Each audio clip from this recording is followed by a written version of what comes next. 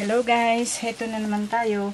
Ito pong muli si Nanette ng Net Cooking. Dito pa rin tayo sa ating Oisy Sarap channel.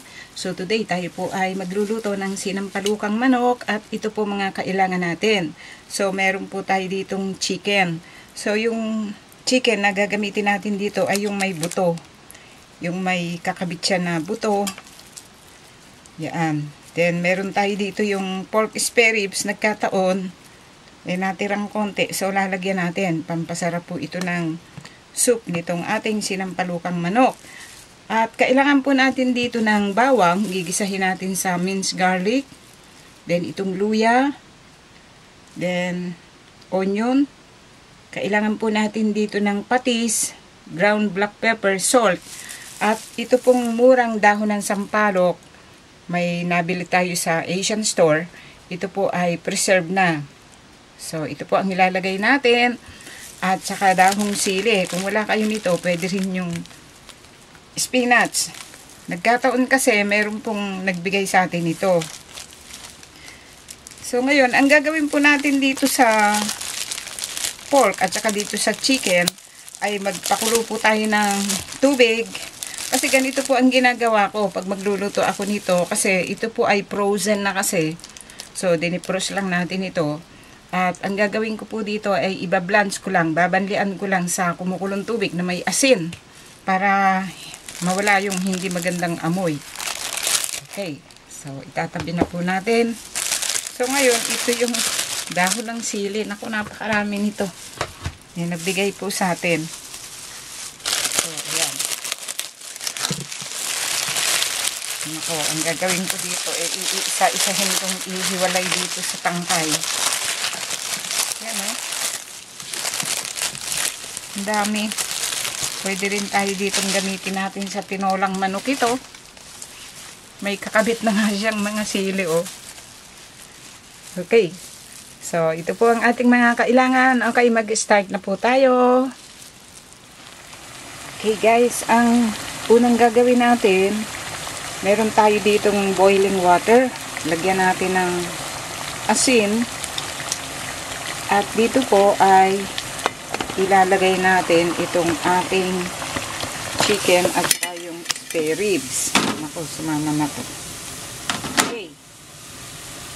So, ito po ay iba-blanch lang natin dito.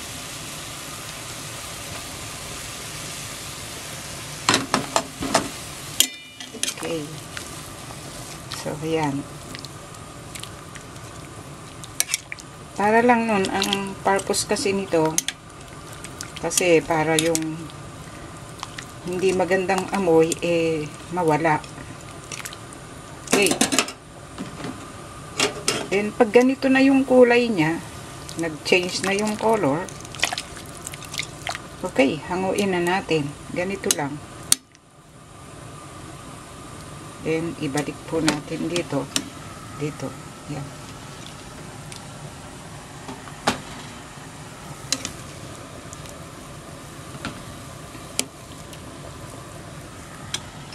Okay, so hayaan lang nating ma-drain.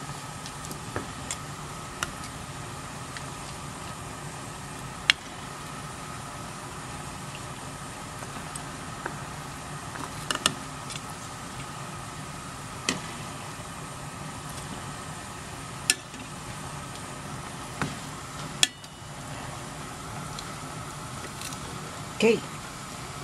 So, ang gawin natin dito, medyo hintayin natin ma-drain lang yung liquid na natitira doon. At ito po ay isusupay natin sa bawang, sibuyas at saka luya. Okay. Okay, then ngayon guys, mag-uumpisa na tayong lutuin itong ating sinampalukang manok. So dito po sa isang cooking pot ay naglagay tayo ng 1 tablespoon of cooking oil. Then, mainit na. Lagay natin itong garlic. Okay. So, hintayin natin na medyo mag-light brown lang siya. Okay.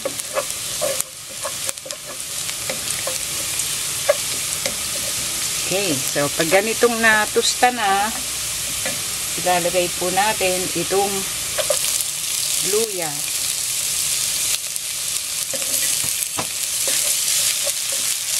Okay. Sibuyas.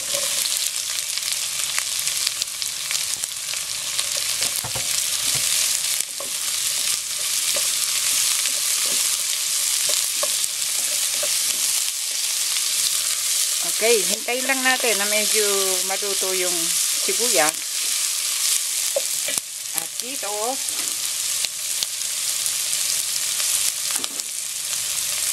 ilagay po natin itong ating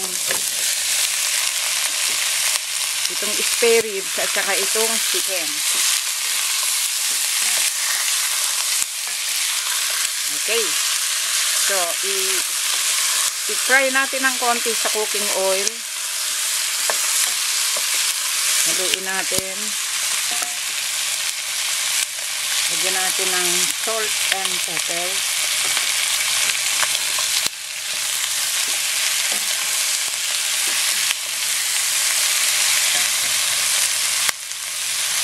Then, tapis. Okay.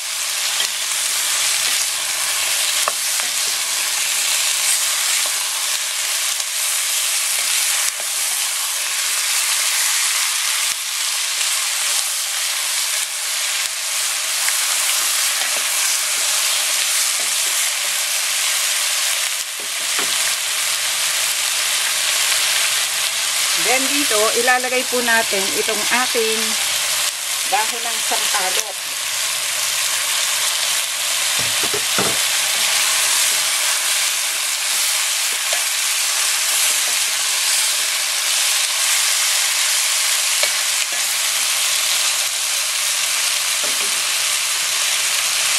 Okay, lagyan po natin ng cover at hayaan natin na mag-simmer yung dahon ng sampalok at saka yung pork at saka yung chicken.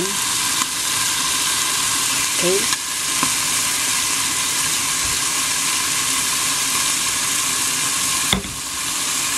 Okay.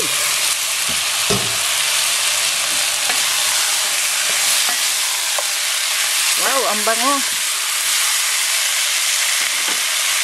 Then dito guys,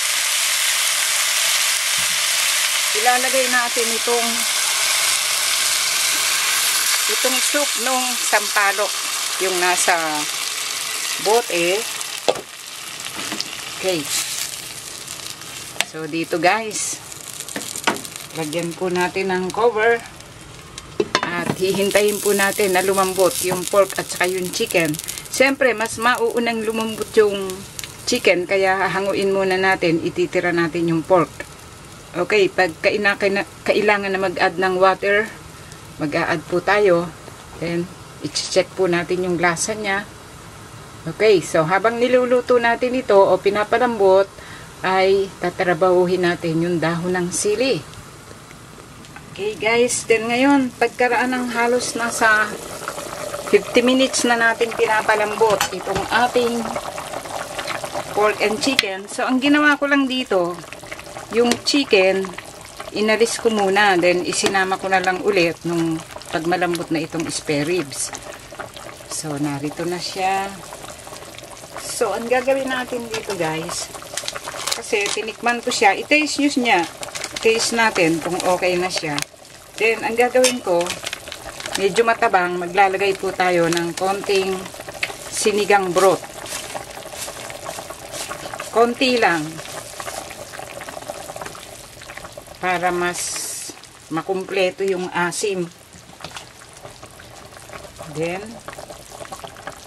i-taste natin.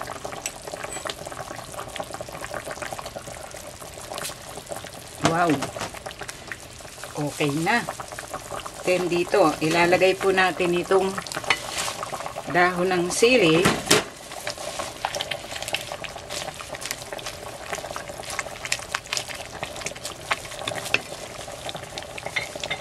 Then, itong dalawang long green chili. So, hindi ito yung yung hot chili o yung chili pepper. Ito yung long green chili, hindi siya masyadong maanghang.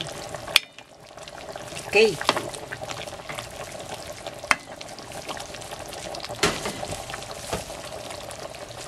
Then, lagyan natin ng cover. So, hintayin natin.